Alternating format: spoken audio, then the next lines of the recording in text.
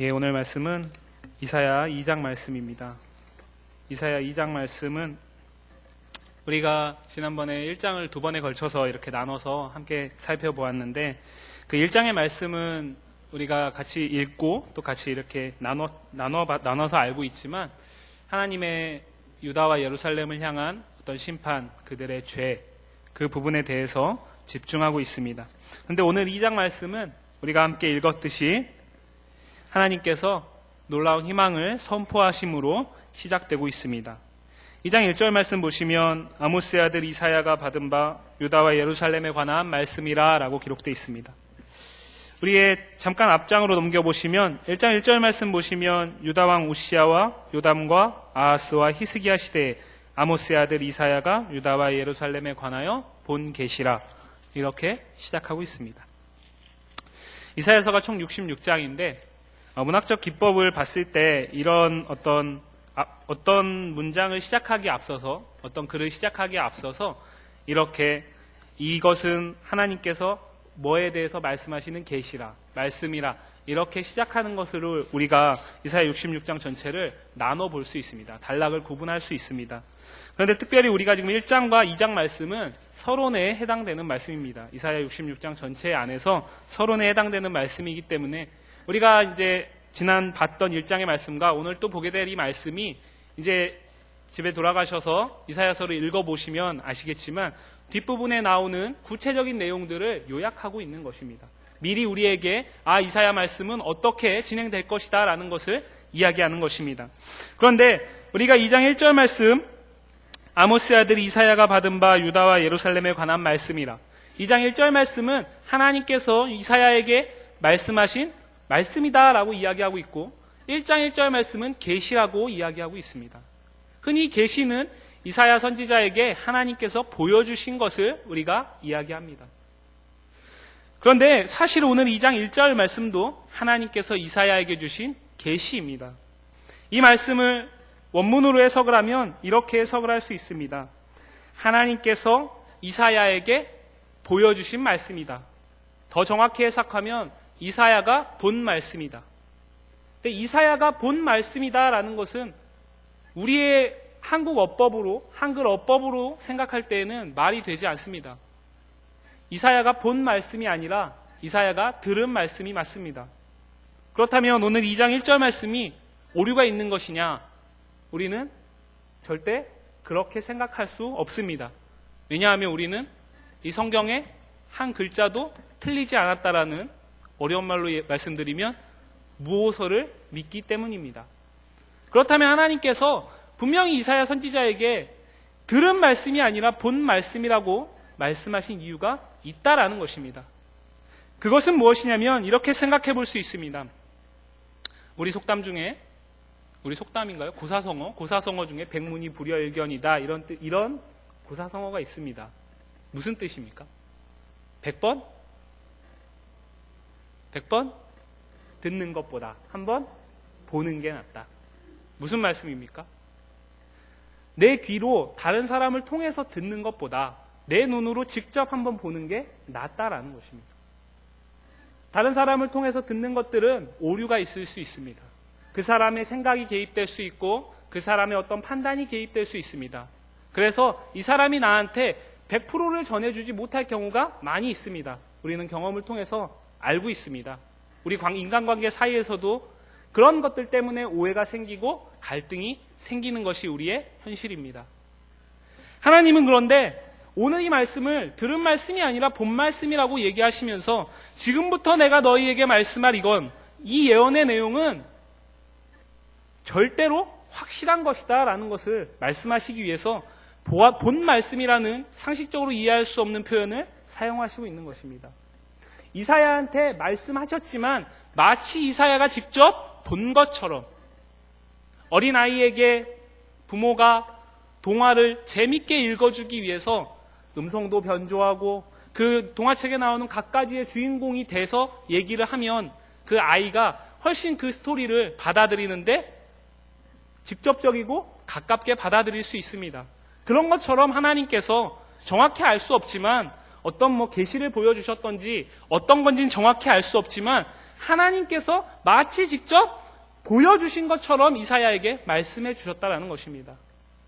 아주 세부적이고 아주 구체적으로 그렇게 말씀해 주셨다라는 것입니다.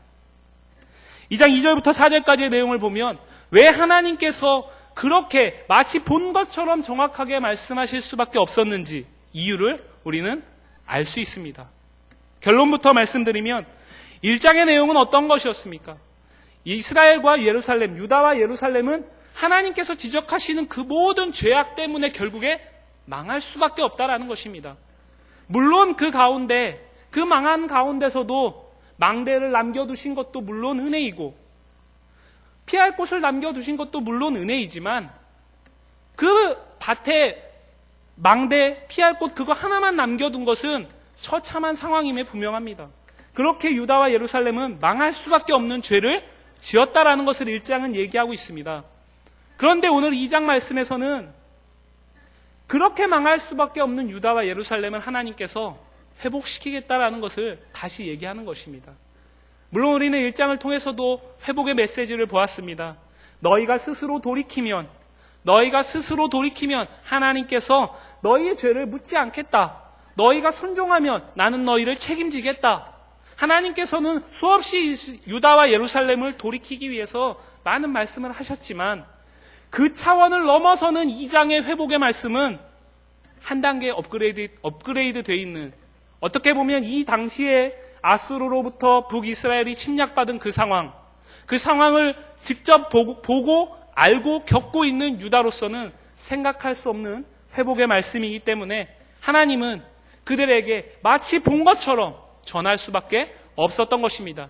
그렇지 않으면 이들이 하나님이 하시는 그 말씀을 온전히 믿을 수 없기 때문에 1장에서는 망하는 걸 선포하고 2장에서는 회복을 선포하시니까 병 주고 약 주는 것도 아니고 그렇지 않습니까?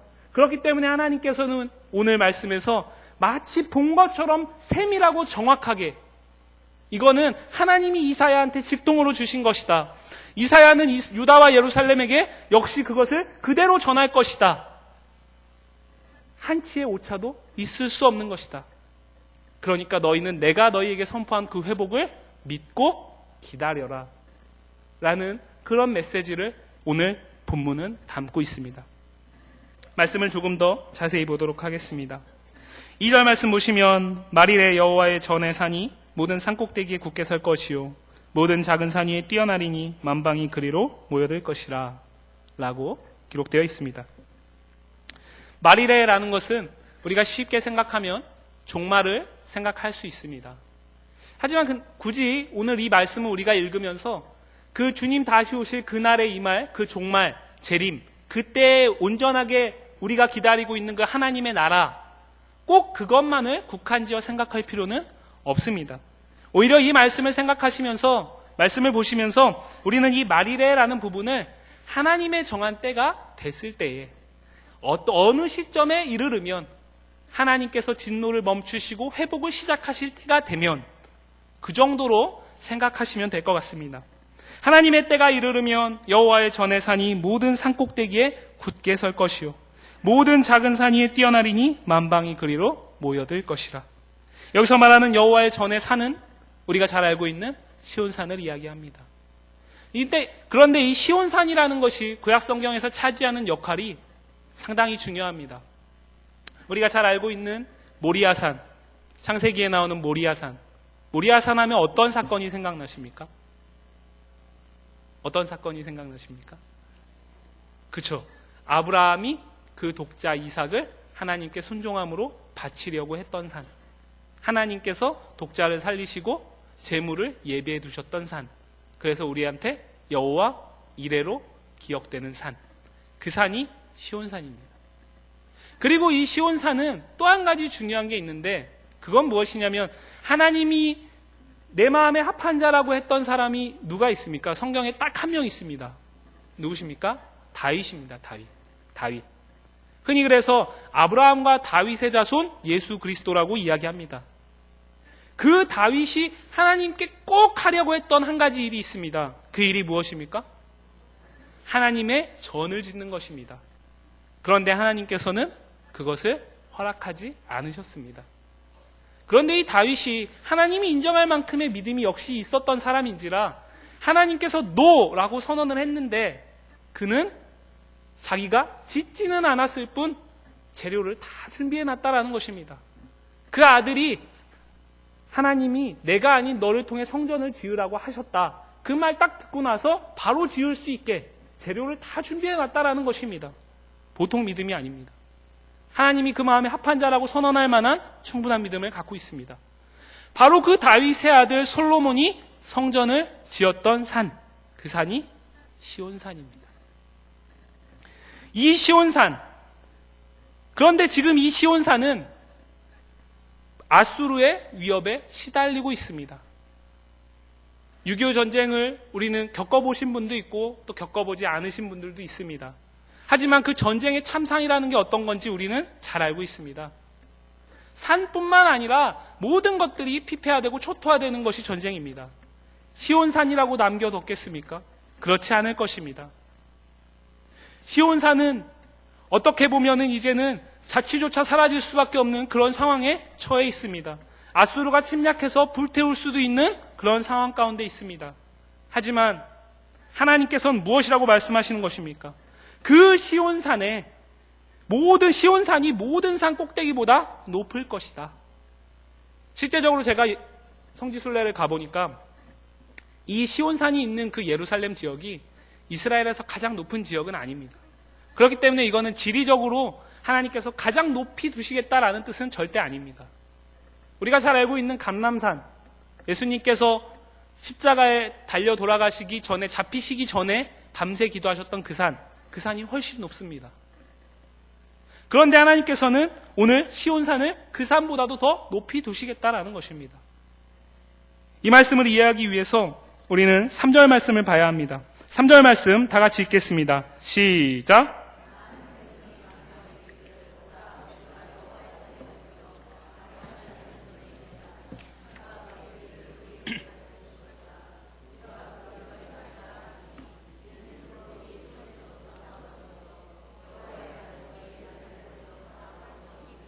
아멘. 3절 말씀 보시면 하나님께서 그 시온산을 높이시려는 이유가 있습니다. 그 이유는 무엇입니까? 그곳이 여호와의 성전이 있었던 곳이기 때문입니다. 역사서를 잘 보시면 하나님께서 솔로몬이 성전을 지은 다음에 약속하시기를 내가 그곳에서 너희와 함께 하시겠다라고 말씀하십니다. 그 성전에서 하나님께서 함께 하시겠다라는 것입니다. 그런데 하나님께서 지금 비록 너희가 망할 수도 있고 망할 수밖에 없습니다. 사실은 그리고 망하고 무너집니다. 솔로몬 성전은. 그런데 그렇게 되지만 나는 너희를 다시 높일 것이다라는 것입니다. 사람들이 너희의 무너진 그것을 보고 시온산의 자취조차 찾을 수도 없을지 모르지만 나는 기억하고 너희를 다시 높일 것이다라는 것입니다. 왜냐하면 그곳이 하나님이 함께 하시겠다고 선언하신 곳이기 때문입니다. 마치 우리 혼자 성경을 읽으면서도 예수를 믿을 수 있습니다. 그리고 우리 혼자 얼마든지 예수를 믿을 수 있는 가능성을 하나님은 주셨습니다. 하지만 우리가 교회에 모이는 이유는 하나님께서 이곳에서 우리와 만나길 원하시기 때문입니다. 그런 이유로 우리는 이 자리에 앉아 있는 것입니다. 맞습니까? 예. 하나님께서 유다와 예루살렘에게도 역시 마찬가지로 그들에게 그곳에서 함께 하시겠다고 말씀하셨는데 이 성전이 무너져 버리면 무너질 수밖에 없는 그 위기 상황을 보면서 유다와 예루살렘의 마음이 하나님이 우리를 떠나지 않았나? 하나님이 우리를 버렸나? 그런 생각을 하지 않겠습니까? 그런데 나는 너희를 다시 높이겠다라는 것입니다.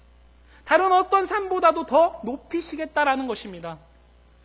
나는 여전히 그곳에서 너희와 함께 하시겠다라고 말씀하시는 것입니다. 그런데 왜 하나님께서 이 성전이 있는 시온산을 높이시는가? 그리고 2절 말씀에서 보면 그렇게 높인 시온산 성전에 만방이 모여들고 있다라고 이야기합니다. 만방이 모일 것이라고 이야기합니다. 왜 하나님은 성전을 높이시고 그 성전에 만방은 유대인만을 얘기하지 않습니다. 모든 백성을 말합니다. 유대인과 이방인을 포함한 모든 사람들이 왜 그 성전에 모여들겠습니까? 그 이유를 오늘 3절은 이야기합니다. 3절 말씀 보시면 많은 백성이 가며 이르기를 오라 우리가 여호와의 산에 오르며 야곱의 하나님의 전에 이르자. 그가 그의 길을 우리에게 가르치실 것이라. 우리가 그 길로 행하리라 하리니 이는 율법이 시온에서부터 나올 것이요 여호와의 말씀이 예루살렘에서부터 나올 것임이니라. 아멘. 무슨 말씀입니까? 그 시온에서 하나님께서 우리에게 하나님의 말씀을 가르치시겠다라는 것입니다. 돌이켜보시면 왜 유다와 예루살렘이 망했는지를 우리는 1장에서 이미 수없는 반복을 통해서 여러 가지 표현을 통해서 알고 있습니다. 그들이 망한 이유는 한마디로 이야기하면 무엇입니까? 유다와 예루살렘이 망할 수밖에 없었던 이유는 한마디로 하면 무엇입니까? 그들이 불순종했기 때문입니다. 하나님께서 알려주신 그 말씀, 하나님께서 지시하신 그 길을 가기보다, 그 말씀을 행하기보다, 그 말씀대로 순종하기보다 자신들이 아는 길, 자신들이 가고자 하는 그 길을 갔기 때문에 망한 것입니다. 하나님께서 그 이유를 아시고 그 이유를 말씀하시고 다시 내가 너희를 회복해서 이제는 내가 너희를 다시 가르치겠다. 그리고 너희가 행하게 하겠다라고 말씀하시는 것입니다. 이렇게 회복된 백성은 다시 망할 수 없습니다. 왜냐하면 하나님께서 그들을 다시 일으키시고 다시는 망할 수 없게 길을 가르쳐 주시기 때문입니다. 오늘 시온산에 모이는 이유, 많은 백성들이 그곳에 모이는 이유, 하나님이 그 시온산을 다시 높일 수밖에 없는 이유, 그것은 무엇이냐면 그곳에 와야만 살 수 있기 때문입니다. 그곳에 와야만 하나님의 말씀을 듣고 다시는 시행착오를 반복하지 않을 수 있기 때문입니다. 사람은 가만 내버려 두면 본성적으로 죄성이 있기 때문에 이들이 망하게 되면은 그 망함을 통해 깨닫고 하나님께 돌아올 것 같지만 그거는 순간뿐이다라는 것입니다. 다시 그들이 편해지고 그들이 그 상황 가운데 안락을 누리기 시작하다 보면 다시 하나님을 잊게 되고 하나님의 말씀을 잊게 되고 하나님의 길을 잊게 된다라는 것입니다. 그렇기 때문에 하나님은 이 시온을 다시 높이실 수밖에 없습니다. 이곳으로 백성들이 모여들어야 그 백성이 회복되기 때문입니다. 오늘날 우리 사회에서 예수 믿는 사람들이 교회로 모여드는 이유는 무엇입니까? 이곳에서 우리가 하나님의 말씀을 듣고 이곳에서 우리의 삶을 돌아보면서 지난 일주일 동안 내가 하나님의 말씀대로 살았는지 안 살았는지 돌이켜볼 수 있게 말씀을 통해 도전받고 회개하고 눈물을 흘리면서 그렇게 다시 결단하고 돌아가서 살 수 있기 때문에 교회로 모이는 것입니다. 교회는 그 역할을 위해서 이 시대에 존재하는 것입니다. 하나님께서 교회를 여전히 이 나라에, 이 시대에 두는 이유는 이 말씀 속에서 시온산을 회복시키셔야만 백성이 회복되는 것처럼 이 시대의 많은 사람들을 회복시키기 위해서, 구원하기 위해서는 교회가 필요하기 때문입니다. 아직 주를 알지 못하는 사람뿐만 아니라 주를 아는 사람들도, 주를 믿는 사람들도 교회에 와야 하는 이유는 그 교회에서 하나님께서 우리가 잘 살고 있는지 말씀을 통해 지적하시기 때문입니다. 그리고 우리가 잘 살지 못한다면 잘 살 수 있는 길을 다시 가르쳐 주시기 때문입니다. 하나님의 말씀은 이 시대를 사는 우리에게 내비게이션과 같다라는 표현을 하시는 분이 있습니다. 일전에 어떤 개그맨이 어떤 프로에서 그런 얘기를 했습니다. 남자는 3명의 여자의 말을 잘 들으면 인생이 망하지 않는다. 보셨죠? 나는 가수다라는 프로그램에서 개그우먼 김신영이 그런 얘기를 했습니다. 첫째는 어머니입니다. 둘째는 아내. 셋째는 내비게이션이에요. 그 세 사람의 목소리만 따라 살면 남자는 인생에서 절대 어려움에 처하지 않는다. 행복하게 살 수 있다. 저는 오늘 여러분에게 이렇게 말씀드리고 싶습니다. 그리스도인은 단 한 가지의 목소리에만 귀 기울이면 행복하게 살 수 있습니다. 그것은 무엇입니까? 하나님의 말씀입니다. 하나님의 말씀을 내가 집에서 물론 읽을 수 있고 TV를 통해서, 라디오를 통해서, 인터넷을 통해서 얼마든지 들을 수 있지만 하나님께서는 우리에게 교회에서 말씀하시겠다고 우리에게 약속하셨습니다. 그렇기 때문에 우리는 교회에 오는 것을 게을리해서는 안 됩니다. 그렇기 때문에 우리는 주일날 오전 한 번만으로 예배를 끝나는 게 아니라 새벽에도 예배가 있고 수요일에도 예배가 있고 오후에도 예배가 있는 것입니다. 인간은 망각의 동물이라 하나님의 말씀을 오늘 내가 듣고 나면 이 말씀대로 내가 일주일 동안 살 수 있을 것 같지만 우리의 삶은 그렇게 녹록하지 않습니다. 바쁩니다. 제가 소년부 담당 교육자를 하고 있는데 저희 선생님들이 너무 바쁩니다. 저희 선생님들께 제가 여태까지 한 번도 저희 선생님들을 다 본 적이 없습니다. 한 자리에서. 기도나 뭐 공부나 이런 자리에는 다 보기가 사실 어렵습니다. 하지만 뭐 먹을 때, 놀 때 이럴 땐 다 볼 수가 있습니다.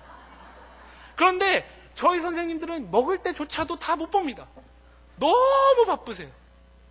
바쁜 척을 하시는 것 같진 않아요. 정말 바쁘신 것 같아요. 그렇게 바쁩니다.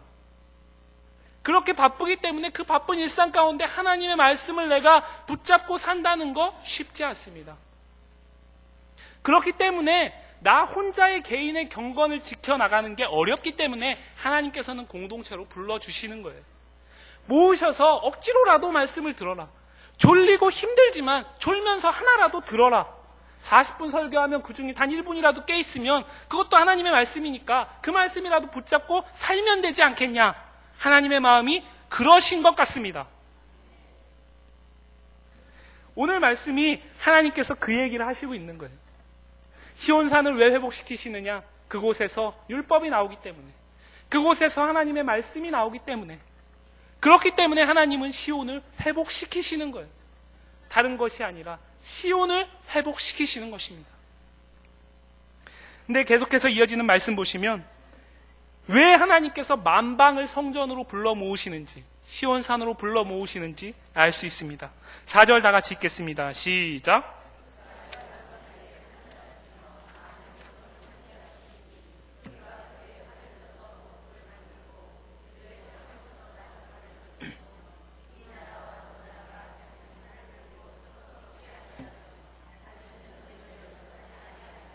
아멘. 자, 우리가 4절을 같이 읽었습니다. 무슨 내용입니까? 우리가 사는 현실에서 이런 나라를 볼 수 있습니까? 쉽게 얘기하면 이런 말입니다. 우리나라가 지금 안타깝게도 남북이 대치하고 있습니다. 근데 남한에서 무기를 버리고 군인들을 다 빼버리면 북한에서도 똑같이 군인들을 빼서 남한과 북한 사이에 평화가 유지될 수 있다는 것입니다. 가능할까요? 가능하겠습니까? 불가능합니다. 불가능합니다.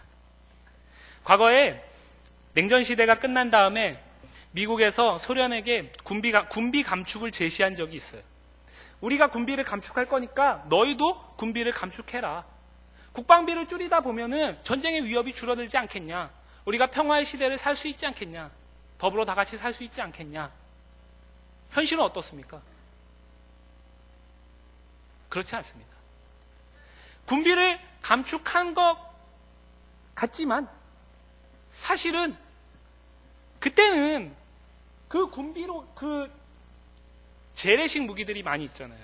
그러니까 그것들은 감축해버리고 첨단 무기들 있잖아요. 패트리어트나 그런 것들을 만들어내는 거예요. 미국이 만드니까 소련도 러시아도 만들어야 되는 거고 그렇게 서로 군비 경쟁을 하고 있습니다. 그런 상황에서 한쪽에서 감축한다고 한쪽에서 내가 오늘부로 끝낸다고 전쟁이 없을 거라는 건 말이 안 됩니다. 하나님께서 오늘 2장 4절 말씀에서 상식적으로 말이 안 되는 얘기를 하고 있습니다. 하나님은 정말 어떻게 생각하면 예수 믿지 않는 사람들이 보면 정말 허무맹랑하신 분처럼 보입니다. 그런데 하나님께서 그렇게 하시겠다라는 것입니다. 어떻게? 다시 3절 말씀에서 시온산을 회복시키는 이유는 무엇입니까? 하나님의 말씀이 그곳에서 나오기 때문에, 그리고 그곳에 모여든 사람들한테 그 말씀으로 살 수 있는 길을 알려주시기 위해서. 그 다음에 우리가 간과해서 읽었지만 그 말씀을 가르치실 뿐만 아니라 우리가 그 길로 행하게 하기 위해서. 무엇입니까?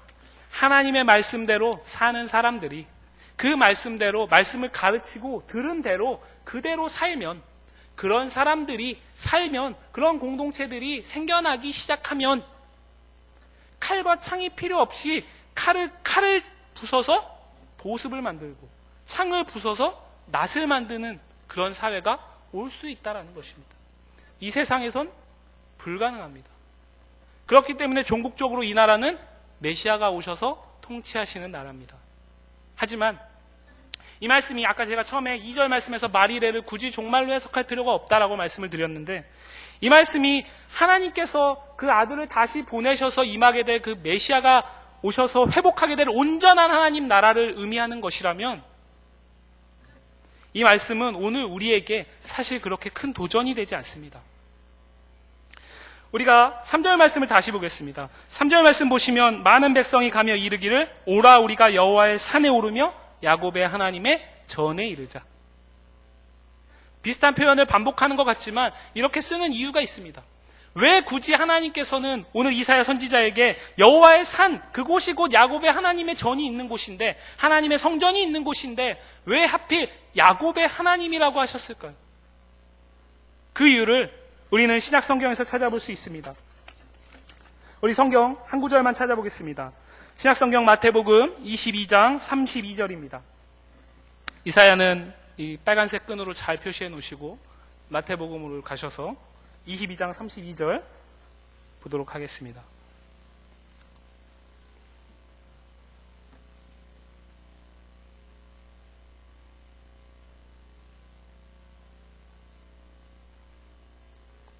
(22장 32절) 다 찾으셨으면 우리 한 목소리를 읽겠습니다.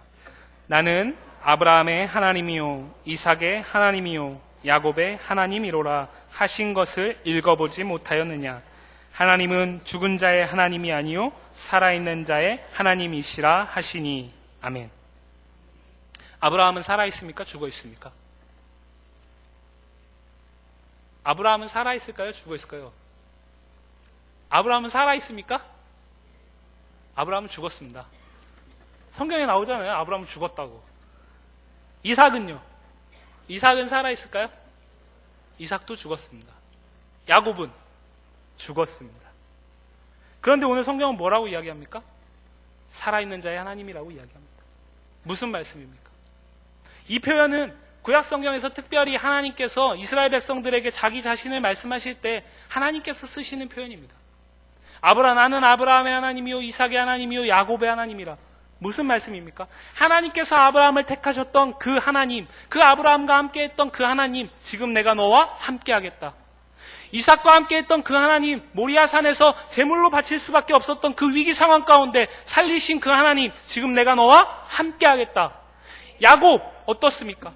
그 인생 가운데 수많은 위기가 있었고 거짓말쟁이이고 정말 우리가 본받을 게 전혀 없는 그 사람이지만 하나님께서 택하셔서 그와 함께 하시고 그를 통해서 이스라엘을 이루셨습니다. 그 하나님이 함께 하시겠다라는 것입니다. 언제? 오늘. 이 말씀을 읽는 지금. 이사야 선지자가 선포하는 그 시대뿐만 아니라 오늘 말씀을 함께 보는 우리가 지금 있는 이 시대에도 하나님은 함께 하시겠다. 우리가 착각하는 것이 있습니다. 하나님의 말씀은 단지 유대인의 어떤 역사의 말씀이 아닙니다. 그렇다면 우리는 배울 필요가 없습니다. 왜 우리가 유대인의 역사를 배우겠습니까? 한국인의 역사를 배워야죠. 왜 우리하고 상관없는 유대인의 역사를 배우겠습니까? 하나님의 말씀은 유대인의 역사의 형식을 띠고 있지만 이 말씀 속에서 이야기하는 것은 그렇게 유대인들과 함께 하셨던 그 하나님이, 그때 살아서 함께 하셨던 그 하나님이 오늘 이 말씀을 읽는 우리에게도 함께 하신다라는 것입니다. 임마누엘의 하나님, 이사야 7장에서 나오는데 그 하나님이 함께 하신다라는 것입니다. 오늘 말씀을 듣는 우리에게도 역시 동일하다라는 것입니다. 그럼 오늘 말씀은 이렇게 생각해 볼 수 있습니다. 하나님께서 만방을 불러 모으셔서 죽어있는 말씀이 아니라 그 시대에 꼭 필요한 그 백성들에게 하시고자 하는 그 귀한 말씀, 그 길을 제시하십니다. 그리고 그 길대로 행하게 되면은 하나님께서 칼을 쳐서 보습을 만들고 창을 쳐서 낫을 만들어도 살 수 있는 평화로운 나라를 이루시겠다라는 것입니다. 이 말씀은 우리가 종말의 때에 물론 우리가 종국적으로 바라는 나라이지만 오늘 우리의 시대에도 이룰 수 있다라는 것입니다. 왜 우리에게 하나님의 나라를 경험하는 것이 중요할까요? 하나님의 나라는 분명 주님이 다시 오실 그날에 우리에게 임하는 것이지만 우리는 왜 하나님의 나라를 이 시대에 살면서 경험하면서 살아야 될까요? 하나님의 나라를 경험해 보신 분은 아실 것입니다. 하나님의 은혜를 경험해 보신 분은 아실 것입니다. 왜 사람들이 복음을 전하지 못할까요? 그 복음이 정말 나에게 너무나 귀한 것이고 내가 이걸 전하지 못하면 안타까운 마음이 있으면 왜 전하지 못하겠습니까? 하나님의 나라가 우리에게 그렇게 귀한 것인데 우리가 그것을 조금이라도 경험한다면 주님 오실 그날 기다리지 않겠습니까? 그런 사람은 이 땅에서 사는 것도 중요하지만 주님 오실 그날을 바라보면서 살 수 있는 것입니다. 그걸 우리는 마라나타의 신앙이라고 이야기합니다. 주님 다시 어서 오시옵소서. 어서 우리에게 오시옵소서. 지금 이 땅에서도 나는 하나님의 나라를 경험하고 있지만 불완전한 하나님의 나라가 아닌 온전한 하나님의 나라를 경험하고 싶습니다. 주님 어서 오시옵소서. 이 자리에 있는 우리에게는 그 재림의 신앙이 분명히 있어야 합니다. 하지만 그 재림의 신앙을 갖기에 앞서서 우리는 이 시대에 내가 사는 그곳에서 하나님의 나라를 경험할 수 있어야 합니다. 그 방법을 하나님은 알려주시고 있습니다. 하나님의 나라는 어떤 한국이나 어떤 지형적인 그런 것이 아닙니다. 어떤 영역적인 그런 것이 아닙니다. 하나님의 주권이 임하는 곳, 하나님의 통치가 임하는 곳, 오늘 말씀을 빌려 이야기하면 하나님의 말씀이 임하는 곳, 그곳은 다 하나님의 나라입니다. 우리 이 자리에서 설교를 듣는, 말씀을 듣는 이 자리에 있는 우리 모든 성도들의 가정이 하나님의 나라가 될 수 있기를 원합니다. 우리 모든 성도님들의 직장과 사업체가 하나님의 나라가 될 수 있기를 원합니다. 우리 교회가 하나님의 나라가 될 수 있기를 원합니다. 하나님의 나라가 될 수 있으려면 어떻게 해야 할까요? 하나님의 말씀을 우리는 교회를 통해서 배우고 있습니다. 그 말씀대로 살아야 하는 것입니다. 이 성경 말씀을 66권이고 1189장입니다. 이거 전체를 요약하면은 딱 두 개의 내용이 나옵니다. 뭐겠습니까? 한 단어로 얘기하면 십자가겠죠. 근데 그 십자가는 사랑을 이야기하고 그것은 하나님을 사랑하고 이웃을 사랑하라는 것을 이야기합니다. 우리는 다 하나님을 사랑하기 때문에 이 자리에 있습니다. 그렇다면 우리는 이웃 역시 사랑해야 하는 것입니다. 왜 이사야 1장에서 하나님은 그렇게 가난한 자, 과부, 고아 그런 사람들을 그렇게 너희가 돌보지 않았다라는 걸 지적하실까요? 너희가 나를 사랑하고 나를 믿는다라고 하는데 너희는 이웃을 사랑하지 못하는구나. 그것을 지적하는 것입니다. 우리가 사는 이 시대에 하나님의 나라를 우리가 경험할 수 있으려면, 우리의 가정이 하나님의 나라가 될 수 있으려면 우리는 가정에서 하나님이 우리에게 허락하신 그 사랑으로 가족의 구성원들을 품을 수 있어야 합니다. 때로는 화가 나고 때로는 이해가 안 가지만 특히 우리 청소년을 자녀로 두신 우리 부모님들, 이 자녀가 정말 죽일 놈처럼 느껴질지 모르겠지만 하나님께서 그 자녀를 왜 주셨는지를 생각하실 수 있길 바랍니다. 그 자녀를 통해서 하나님이 나를 사랑하는 게 얼마나 어려운 일인지, 하나님이 나를 사랑하는 게 얼마나 불가능한 일인지, 그럼에도 불구하고 하나님은 나를 사랑하신 그것을 조금이라도 경험하게 하기 위함이다라는 사실을 생각하시기 바랍니다. 그리고 기도하시기 바랍니다. 그리고 사랑으로 품으시길 바랍니다. 왜 우리가 직장에서 본이 되지 못할까요? 예수를 믿는다고 하지만, 집사라고 하지만, 장로라고 하지만, 심지어 교회 안에서 저도 목사라고 하지만 우리가 본이 되지 못하는 이유는 무엇이겠습니까? 하나님을 믿는다고 하지만, 말로는 믿는 것 같지만 삶 속에서 이웃을 사랑하는 모습이 나타나지 않기 때문입니다.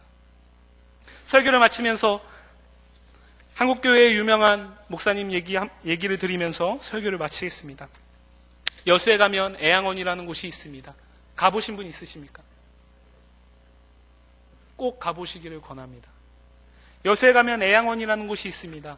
그 애양원은 우리가 과거에 얘기했던 문둥병자, 요즘에 바뀐 성경에서는 한센병자라고 얘기하는 그 병자들이 모여서 만든 교회입니다. 그런데 이 교회의 목사님이 손양원 목사님이란 분이십니다.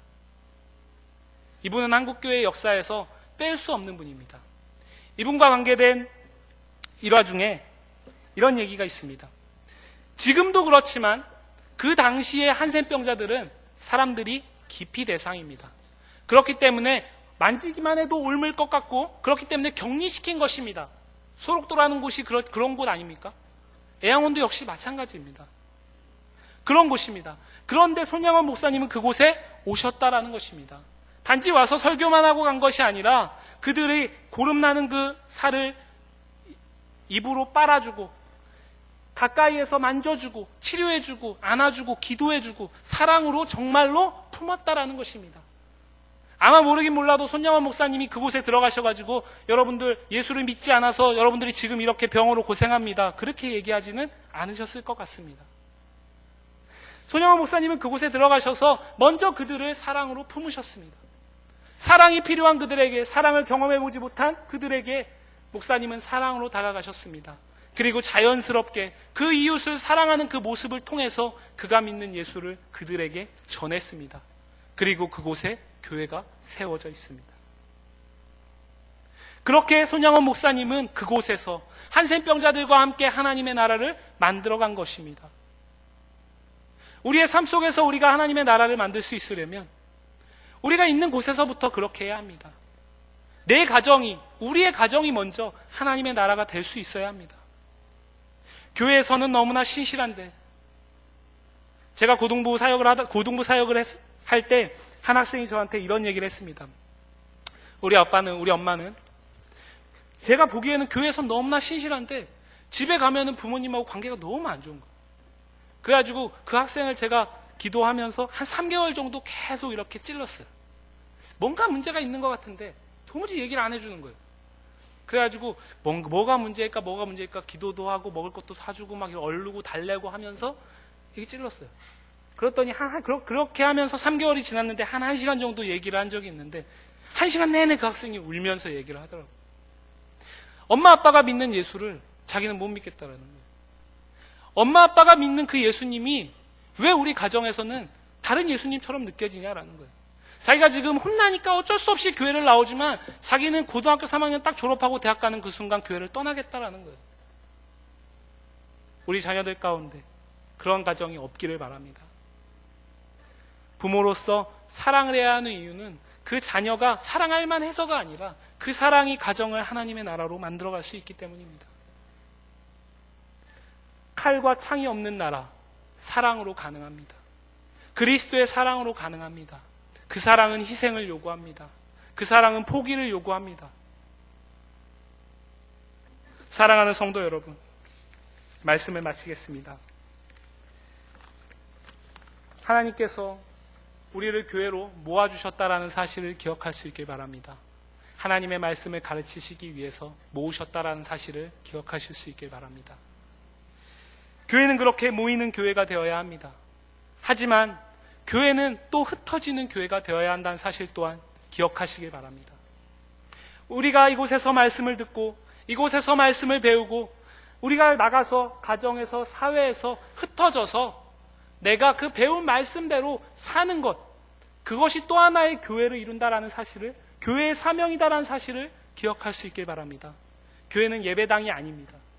교회는 하나님을 그 마음 가운데 품고 있는 예수 그리스도를 영접한 모든 사람들이 교회다라는 사실을 기억하실 수 있길 바랍니다. 그렇게 우리가 교회에 모여서 하나님의 말씀을 배우고 또 흩어져서 그 말씀대로 살면서 하나님의 나라를 구현해 갈 수 있는 우리 성도들이 될 수 있기를, 그렇게 우리 교회가 하나님의 나라가 되고 우리 가정이 하나님의 나라가 되고 우리가 속해 있는 이 김포 지역이 하나님의 나라가 될 수 있기를 주의 이름으로 간절히 축복합니다.